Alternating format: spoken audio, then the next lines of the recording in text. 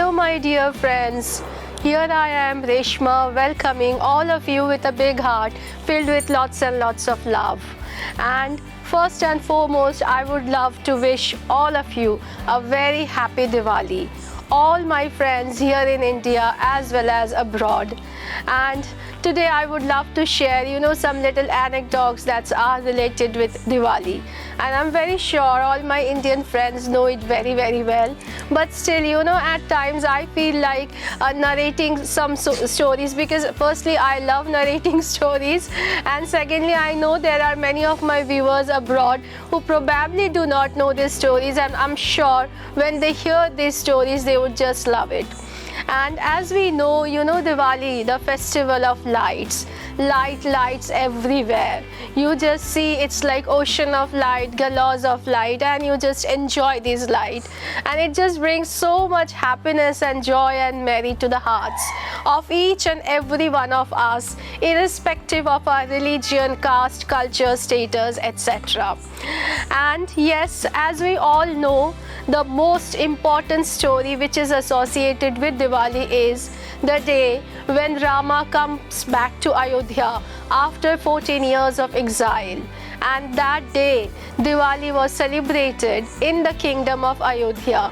All the residents of Ayodhya that day, they lit up the lamps and they just, welcomed Ram along with his brother Lakshman and Rama's wife Sita, welcoming a grand back to Ayodhya after 14 years of exile. So that is one of the stories that we all know is associated with Diwali.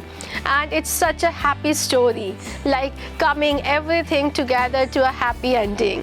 And before moving further ahead, so many times, whenever I wear some saris in any of our videos and etc., most of the time I get a lot of question about the saris. And by the way, I would love to thank my mother in the very beginning. The sari that I am wearing today, it is my mother's. It's not a new one, it's a very old one. And it's a very traditional one, and I always love celebrating and saluting our traditions, the Indian traditions. I'm a very, very Indian in my heart and in my soul, and that's why I just felt that what better day can it be to show my tribute and respect to my mother also. And yes, this is her sari, and which she gave me many years before, and today I just felt I am wearing actually this sari after quite a few years. It was just kept like this. And I have many saris which I inherited from my mother, from my grandmothers, and many one of them. Yes, going back to Diwali, as we know, it's the celebration of light, the festival of light, filling our hearts with light, filling the others' hearts with light. And as I said, Rama's story we all know. But there are some other stories also that go hand in hand with the celebration, the festival of Diwali.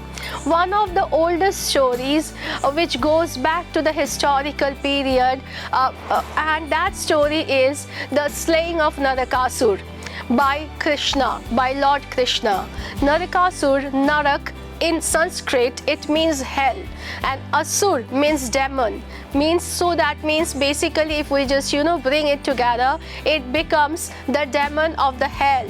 Means somebody, not demon in that sense, evil, doesn't it has to be that, but here it means the demon of the hell, means who is always ready to take the people to the hell.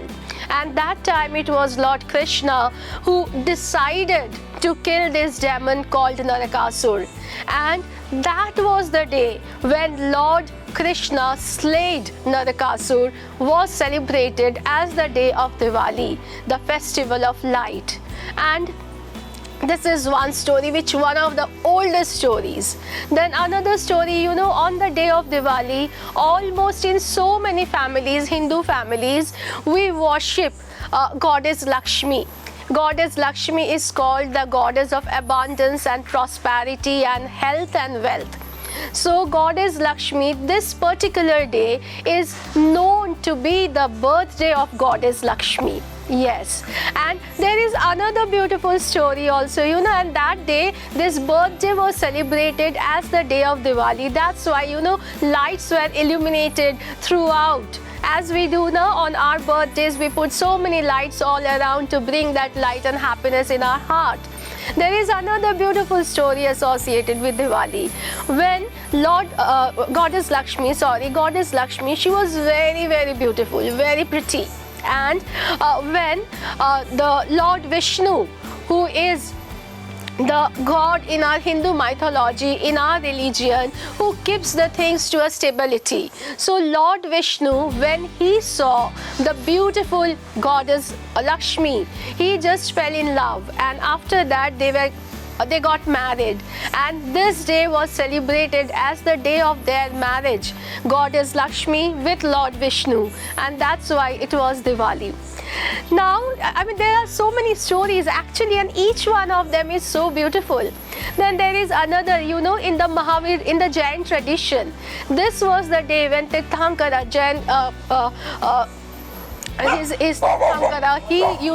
this was the day when he got nirvana on this particular day. So that was the day of Diwali, the day when Tirthankar of the Jain community, he got enlightenment. That is the day called, the Diwali. So in this way we see and find a lot of different stories, and it doesn't end here. In Sikhism also, there is this Guru Gobind, who also got his enlightenment on this day. Again, that day is celebrated as Diwali. And then farther ahead, there is, if I do not say this story, Diwali's entire celebration will be half. This story is about goddess Kali. In West Bengal, on this particular day, by the way, West Bengal is a state in India, of which Calcutta is the capital. And I know the moment I say Calcutta, each and everyone in the entire world knows Calcutta, the city of joy. So yes, in West Bengal, every year this particular day of Diwali is celebrated as the day of Kali Puja. And who is Kali? Goddess Kali is the goddess of darkness. When on the earth a lot of demons, a lot of evil, came by, and they were destroying all the goodness on the earth. That time Lord Kali was formed from the energy of Lord Shiva. And Lord Kali, goddess Kali, she just came in her most, in her most strong avatar to the earth in order to slay all the devils, all the evils, to bring once again the light back. And that is why you will see goddess Kali, her color is always black or blue. She depicts that darkness of the strength, or we can say the dark strength. So when she came to the earth, she kept on slaying all the evils, all the demons. And once she was done killing all the demons, all the evils, after that, what happened?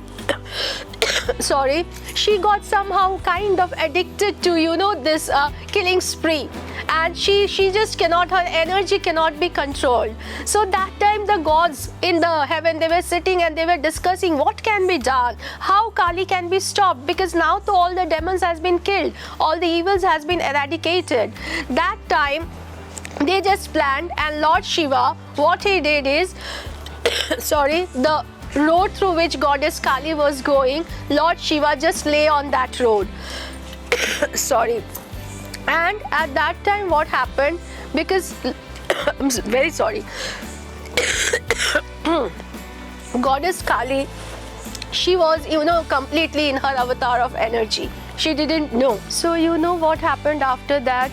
Goddess Kali, she was in complete fervor and energy, and she kept on slaying all the evils and all the demons. And while doing so, she got completely in sync into it, that she forgot that she was done with the job. She went on and on. So this time it was all the lords and the gods in the heaven, they just started thinking what can be done to stop Kali, because this should not go anymore, because she is done with her work.